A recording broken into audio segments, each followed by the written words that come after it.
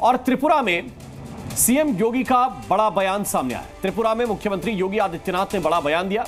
उन्होंने कहा कि जो सामर्थ्यवान होगा वही सुरक्षित है। केवल मुरली से काम नहीं चलेगा, बल्कि सुरक्षा के लिए सुदर्शन भी आवश्यक है। अयोध्या, मथुरा, काशी ये तीनों सनातन हिंदू धर्म के महत्वपूर्ण स्तंभ हैं, मान बिंदु हैं।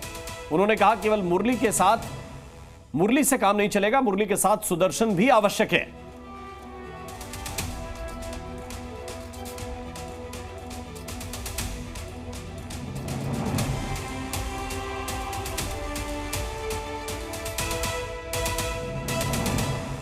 जो भी त्रिपुरा स्वतंत्र इसलिए था क्योंकि त्रिपुरा के राजा के पास सामर्थ्य थी, शक्ति थी। उन्होंने यहां की जनता को एकजुट करके विधर्मियों के लिए भी और उन आक्रांताओं की ताकत को भी समझा था और उनको अपनी ताकत का एहसास कराया था। इसलिए त्रिपुरा सुरक्षित रहा, स्वतंत्र भी रहा।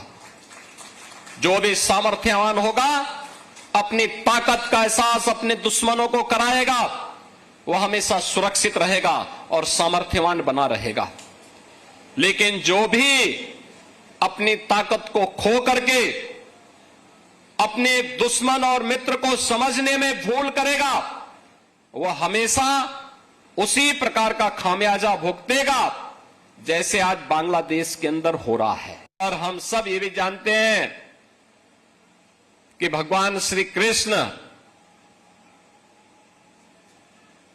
की जब स्मृति हम सबके सामने आती है तो भगवान श्री कृष्ण एक हाथ में मुरली है तो दूसरे हाथ पे सुदर्शन भी तो है उनके हाथ में।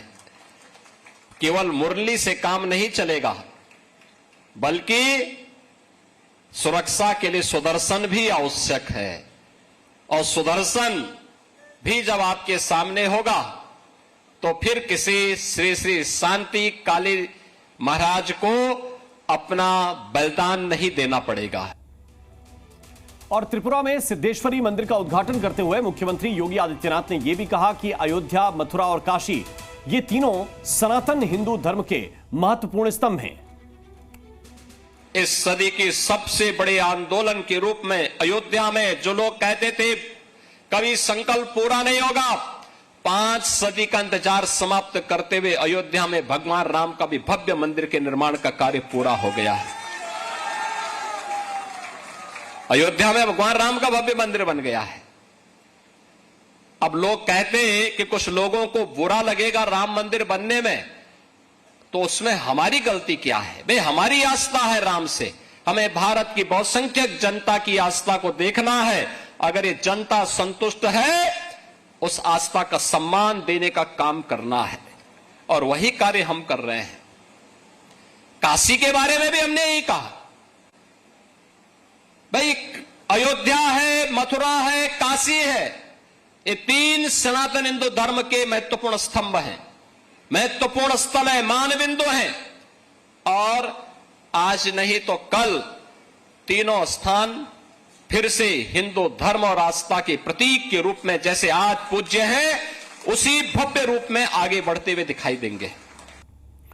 और मुख्यमंत्री योगी आदित्यनाथ ने पाकिस्तान को नासूर और मानवता का कैंसर बताया। साथ ही उन्होंने कहा कि दुनिया की ताकतों को मिलकर समय रहते इसका उपचार करना होगा। पहले जो आंदोलन किया था 1905 में बंग भंग का जो अंग्रेजों की साजिश थी, जैसे उसे विफल किया था, ऐसे ही मुस्लिम लीग की साजिश को विफल करने के लिए उस समय का कांग्रेस नेतृत्व और जोगेंद्र नाथ मंडल ये मिलकर के अगर मुस्लिम लीग की मंशा पर पानी फेरने का काम करते तो कभी भी ये पाकिस्तान जैसा नासूर नहीं बनता। पाकिस्तान एक नासूर है और जब तक इसका ऑपरेशन नहीं होगा तब तक इस कैंसर की समस्या का समाधान नहीं होने वाला है।